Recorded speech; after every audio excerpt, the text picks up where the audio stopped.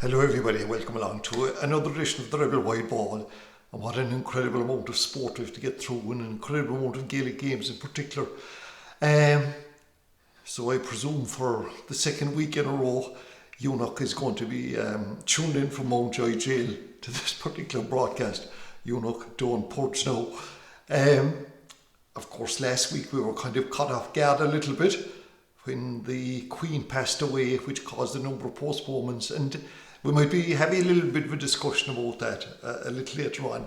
I suppose, was it big news during the week when John Cleary announced some of his backroom staff, and basically they are all the people he announced were part of Keith Ricken's setup, and the only difference really is that, as you know, Keith himself has stepped down, and so too has Des Cullinan, one of the selectors last year. So the people that are remaining, if you wish, James Lockery from Mallow, who is back playing with Mallow, and we could see him in action this weekend, Micheál O'Cronin from Ballyvourne, Ray Keane, who his club is St. Finbarr's, but obviously you know him best as a Kerryman. He's Peter Keane's brother, and finally Barry Coffey from Airwalk.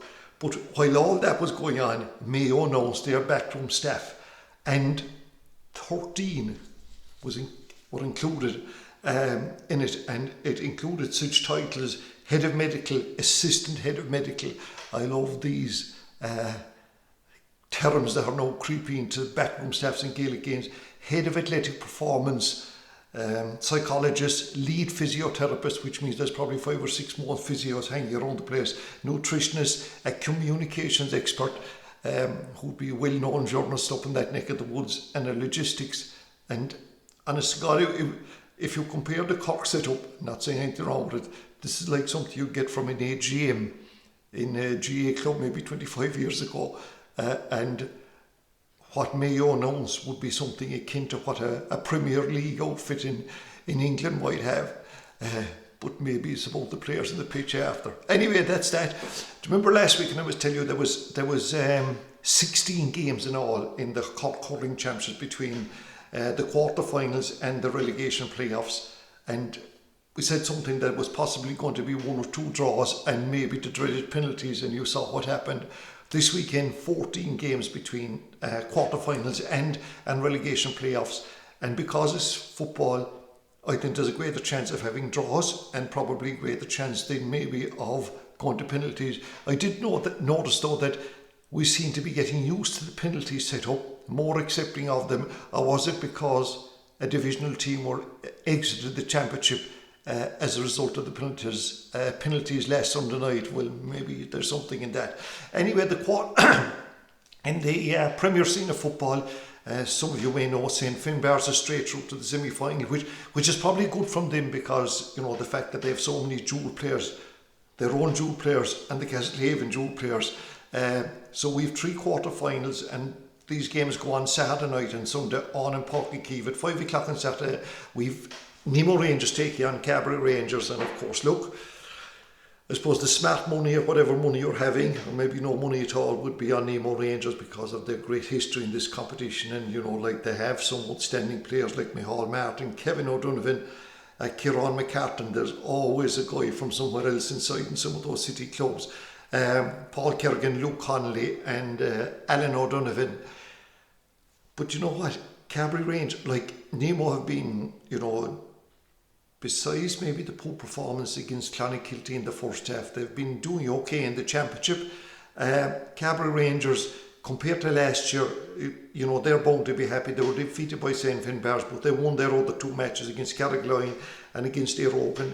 You know, like, I know that it's a kind of a cliche, but they do genuinely have a nice mix of youth and experience. And you have, you know, Paul Shanahan, the O'Rourke brothers, of Tomas, John and Padder. Then you have Alan Jennings, that veteran, AJ I think they call him down there. And then you young guys like Jack O'Regan and Dara Hayes up front. I think this game could be a little bit closer than what we're hinting at. Mallow and Castlehaven, again, the smart money would be on Castlehaven. Look, they have really outstanding players in Mark Collins, back to his best now after kind of take a year out of the Cork setup. Whether he goes back playing or not, he's not playing hurling now. And it's here you talk about brothers, Gallan brothers, the Hurley brothers, the Maguire brothers, to name but a few. And then, Mallow, I think when they, at the start of this year's championship, they were probably favoured for maybe not going to make the quarterfinals, but they did that in some style, winning 2 of their games against Ballincollig and Valley Rovers impressively, must be said, and probably were a tad unlucky not to, to beat Douglas. They came up short in that game, but like they were already qualified, and players like Sam Copps, Shane Merritt, Owen Staunton, Matty Taylor, of course we mentioned James Lockery, Ryan Larkin and Sean McDonald, that corner forward, the inside forward line. So look, again, of course Castlehaven will be favourites to win it. But I think Mallow are up to prove a point. They were a bit disappointed when they won the Senior A Championship the last time, when they won the Premier Intermediate and they didn't get an opportunity to play in the top level of football, the top senior level. They were a bit disappointed about that. That's in the past now. And then Sunday evening got Ballincollig versus the divisional side Carbery, and I suppose first of all, well done to Carbery, well done to Tim Buckley. They put a bit of pride back into playing for Carbery. It's kind of like a club set up. They won the divisional colleges section, so they played 4 or 5 matches in that. And they have, some good players that are playing, okay, maybe a lower grade of football, if I can use that term. You have the O'Driscoll brothers involved with them, Rory Dean, Dylan Scanlon, Brian Everard, who's fabulous players with St. Mary's. Then you have Paddy O'Driscoll from Gable Rangers, and Ogie Scannell from Kilmeen, which won the West Cork Junior B Championship last weekend. Ballincollig started poorly, but in the championship, but they had issues with player availability, injuries and what have you. And fellas like Noel Gavin and Gerard O'Donoghue, who were superb the last day in particular, the Kiley brothers, Sean and Keane, and then you have 2 young fellas, Liam O'Connell and Darragh O'Mahony and Keane Dorgan. They're the 3 quarterfinals. Look, I know that some of you will say, it's going to be Nemo Rangers, Castlehaven and Ballincollig, but don't be surprised if you had 1 or 2 surprises thrown in that mix. Then we go to Senior A, and here you've St. Michael's and Clyde Rovers have qualified, and the games remaining in this, you have Ballingeary take, both of them I think are on, one on Saturday, 1 on Sunday. The big game on Saturday is the one between St. Michael's and St. Michael's and Mill Street. Ballingeary Knocknagree on in Mill Street, and here the managers, Dennis Reen and John Finton Daly, know each other well. That's going to be an interesting sideshow. Look, Ballingeary, honestly, I thought they had kind of gone over the top a little bit. They had a great team a couple of years ago. It didn't work out in the end for them in terms of what's worked out in the end, winning the championship. But look, they've been good this year, drawing 1 match, winning the other 2, and players like Keane Deneen, Matt O'Riordan, Andy Concannon, who covers an amount of ground. He's been there around for a while. Then you have Grahur Lynchig, and the Shorten brothers are very impressive up front, as is Diarmaid Thompson. Knocknagree, they will point to the fact maybe that they're missing a player or 2. I don't know whether Owen McSweeney will be back or not. John Finton Daly is also an injury concern, but they have players like Michael Doyle, Daniel O'Mahony, Finton O'Connor, Danny Cooper, Matthew Dilworth and Dennis O'Connor. Look, who do I go for on that one? I suppose, look, Knocknagree have an incredible pedigree in the last 10 years, what they have won in terms of junior intermediate, Premier Intermediate A and Premier Intermediate, 1 Munster in All Ireland. So that must stand for something.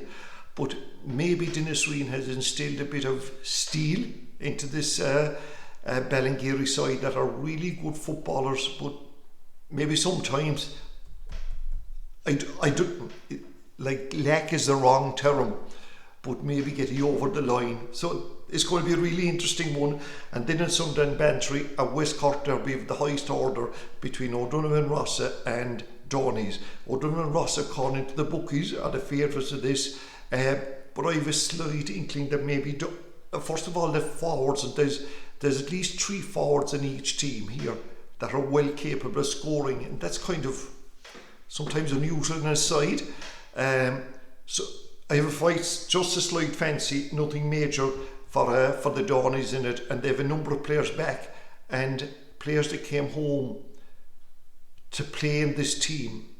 Like a lot of the time now we're hearing about players that are missing, and there are players missing in matches, players that have immigrated in Dunmanway, where the Dawnies are from. Players have returned, so I think that's a good sign of them. David Collins and Jerry McCarthy are outstanding defenders. You have Johnny Kelly, a fella called Marky Quinn, one of these returnees, if we call them that, and Keith White and Mark Buckley. But look, they're going to come up against Northern and Ross's side, who have been really impressive, and just in the past maybe year or two have missed out in the latter stages. Ryan Price, an outstanding goalkeeper for them, and then you have David Shanahan, who's been around for a while. David Shanahan, I should say, Mark Hollis, Thomas Hagerty, and Donald Hodden and Kevin Davis, and they are outstanding footballers. But just for what it's worth, I think that might be the big one in terms of West Cork football, so we'll just go for the Dawnies and that. Then we have in the two quarter-finals of the Premier Intermediate Football Championship on Saturday in Ballincollig, you've had they're not so prize package really, taking on Kilnamartyr. Kilnamartyr will be the favourites here. John Evans, the Kerry man, is in charge, and that's not why they're the favourites. They've been, I suppose they've been operating at this high level for a while. They'd probably be disappointed that they haven't made the jump. Well, this is a great chance for them, and they have outstanding players like the Denneans, Antone O'Connor, and of course Ty Corkery, and Michael Desmond is a big player for them. On the other hand, Pierce O'Neill at 42 years of age is still doing his stuff for the East Cork club. Charlie Terry, Aidan Berry, I don't know, have I ever come across an ahead team without a Berry stuck in. Michael Russell, an outstanding hurler as well, and Denny Creedon and Aidan O'Connell. Look, Kilnamartyr get the nod in that one.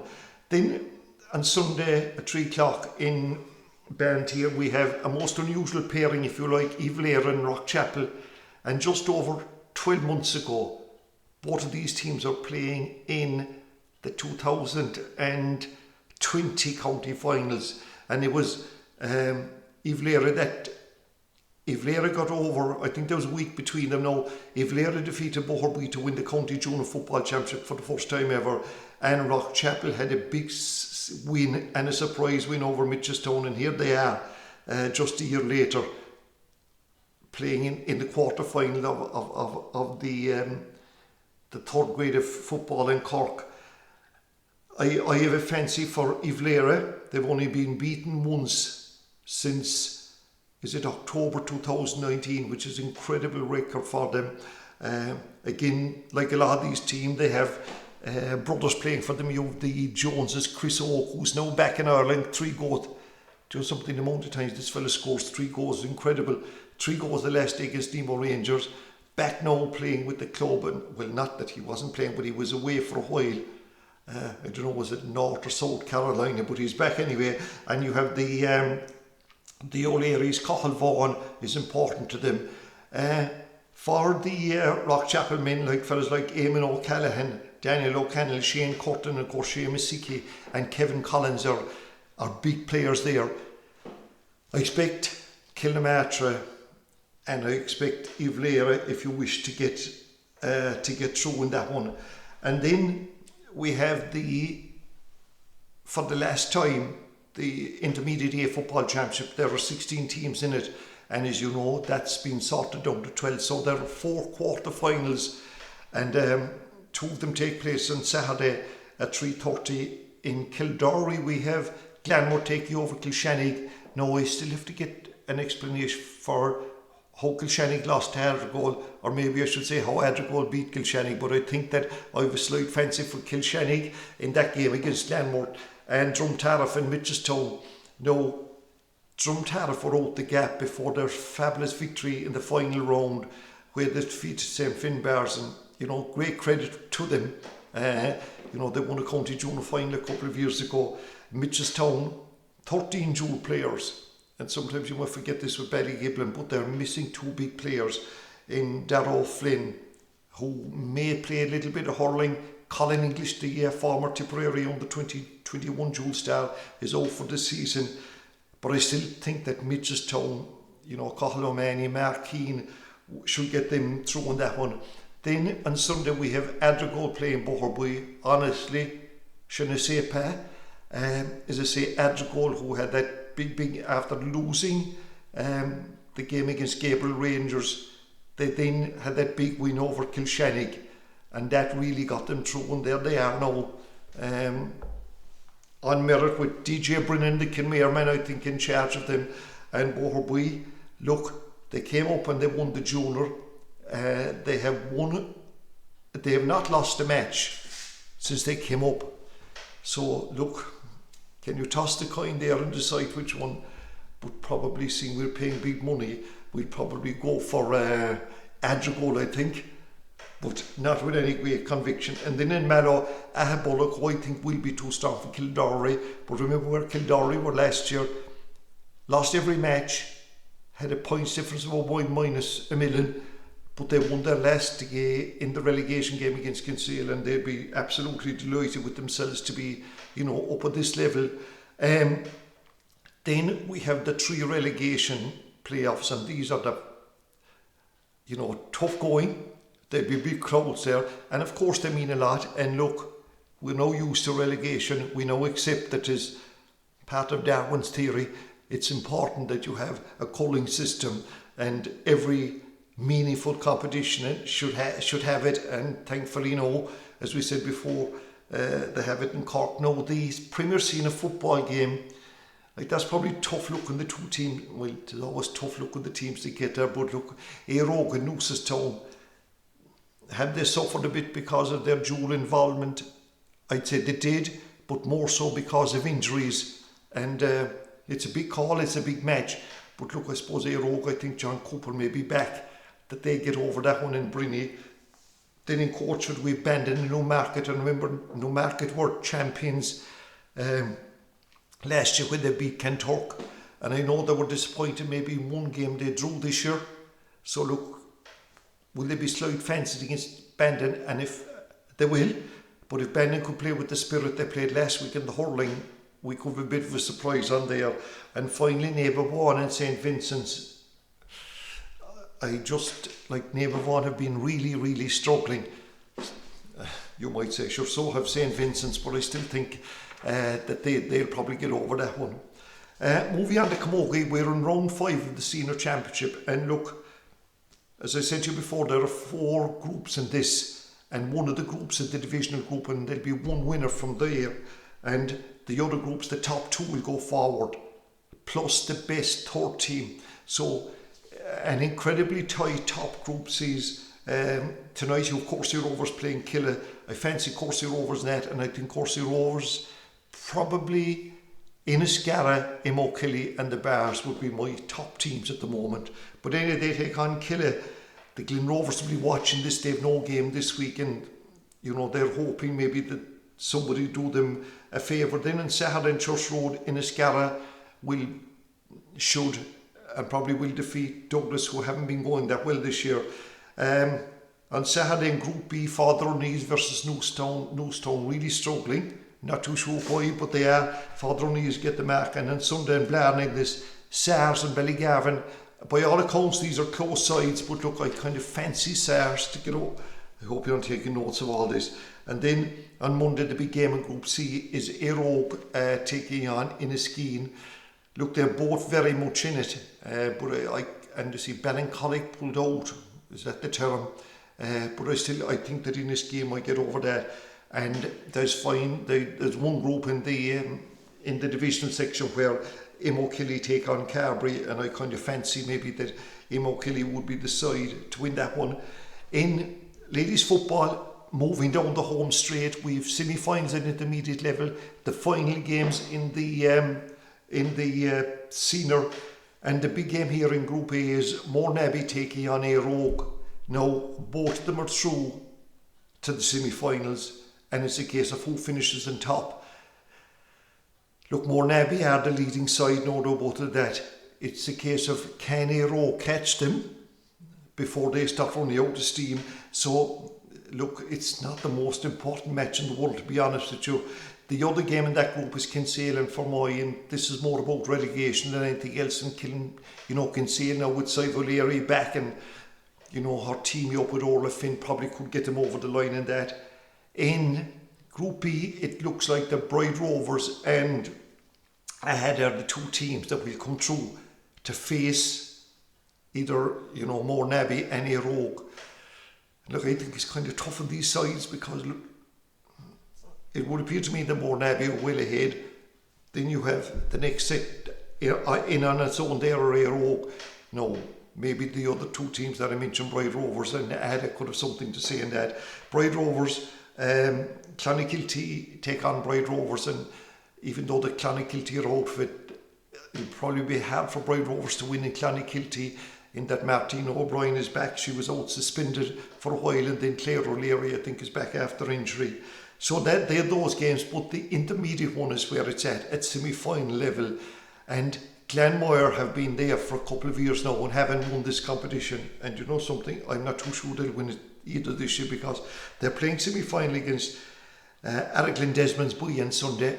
I think they will win that one. The other semi-final is the West Cork affair between Castlehaven, who've been coming up the ranks. They have further additions to their squad this year, and they're playing Rosscarbery. Look, and I think that's going to be a Castlehaven Glanmire final. And finally, in the junior, now there's 5 or 6 teams here, but only the top 2 are going to get through in this one. And the big game is Neva Vaughan versus O'Donovan Rossa, and it's between Donny's, O'Donovan Rossa and Neva Vaughan, and I think it's going to be an all-West Cork final, if you like, in that as well. Moving on to association football, and of course last weekend we had postponements left, right and centre because of the passing of the Queen, and I think some of the decisions were made purely for, I suppose, the perception, and because it's such a billion-pound industry, that the Premier League was, I think, damned if they did and damned if you don't kind of job. But anyway, they took the decision to postpone, and honestly, I think this crack of postponing matches, as a mark of respect, sometimes it's better off to play the games, I think, and ensure that proper respect is given, proper recognition.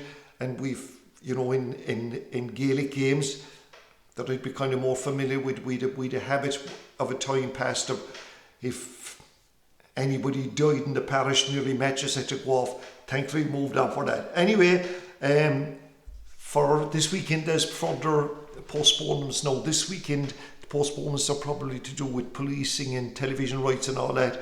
But so we had Champions League action during the week, and of course Liverpool will be delighted that they got a late goal in their match against Ajax. Chelsea, they had a draw. Spurs were beaten. They'd be disappointed about that, 2 late goals in that. For Chelsea though, they'll be happy enough that their new manager Graham Potter got the draw, and Man City, as we expected, to win. Now the games that are on in the Premier League this weekend, on Friday night, Nottingham Forest, for our Nottingham Forest supporters, will be hoping to at least get back in some sort of winning form. They should against Fulham. On Saturday then, Wolves and there's a reduced programme obviously. Wolves play Manchester City.